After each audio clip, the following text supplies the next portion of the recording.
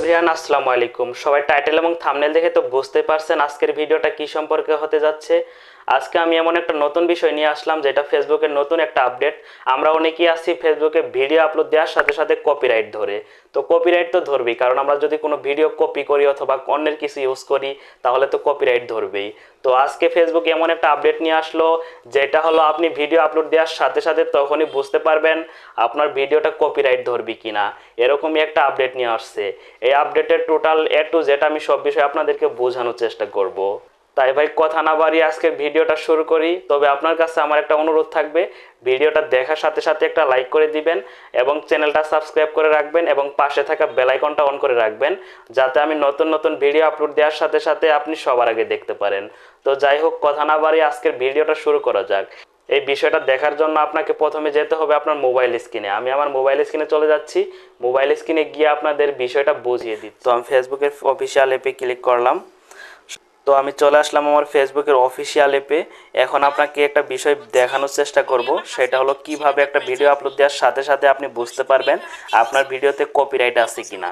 তো এখন যদি আমি একটা রিলস আপলোড দেই, তো রিলস আপলোড দেওয়ার জন্য আমি এই যে প্লাস অপশানে ক্লিক করলাম, ওখানে ক্লিক করার পরে একটা রিলসে ক্লিক করলাম। তো রিলসে ক্লিক করার পরে আমি যদি একটা ভিডিও এখান থেকে সিলেক্ট করি, তো এই ভিডিওটাই সিলেক্ট করলাম, একটা ভিডিও সিলেক্ট করে নিলাম। সিলেক্ট করার পরে আমি যদি নেক্সট অপশনে ক্লিক করি, নেক্সট অপশনে ক্লিক করার পর এই ভিডিওটা যখন আমি আপলোড দিব, ভিডিওটা আপলোড দেওয়ার পরে এই যে নিচে দেখতে পাচ্ছেন কপিরাইট চেক।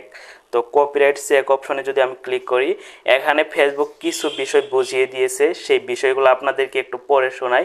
এখানে তারা বলে দিয়েছে, তারা বুঝিয়েছে যে আপনার ভিডিওতে যদি কোনো সমস্যা থাকে, এখানে 1 ঘন্টার মধ্যে তারা জানিয়ে দিবে যে আপনার ভিডিওতে সমস্যা আছে। যদি সমস্যা তখন আপনি এটা চেক করে পরে আবার আপলোড দিবেন। তো যাই হোক, বিষয়টা বুঝতে পারছেন।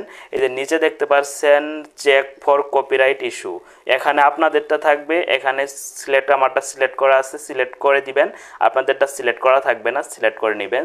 সিলেক্ট করে নেওয়ার পরে আসলে ফেসবুক থেকে আমাদের কপিরাইট বিষয়টা বুঝিয়ে দিবে। আশা করি বিষয়টা বুঝতে পারছেন। এই আপডেটটা আপনাদের কেমন লাগছে একটু কমেন্টে জানাবেন।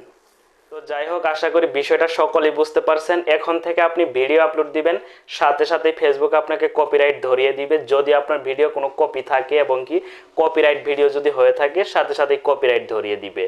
এখন তো বুঝতেই পারছেন বিষয়টা। আপনাকে কোনো ভিডিও যদি কপিরাইট দেয় সাথে সাথে কিন্তু কপিরাইট দিবে না। তো আপনাকে প্রথম ওয়ার্নিং দিয়ে দিবে, আপনাকে 30 মিনিট থেকে 1 ঘন্টা সময় দিবে।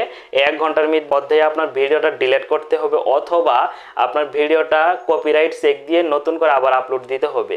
তো যাই হোক, বিষয়টা বুঝতে পারছেন। সবাই ভালো থাকবেন, সুস্থ থাকবেন। আসসালামু আলাইকুম, আল্লাহ হাফেজ।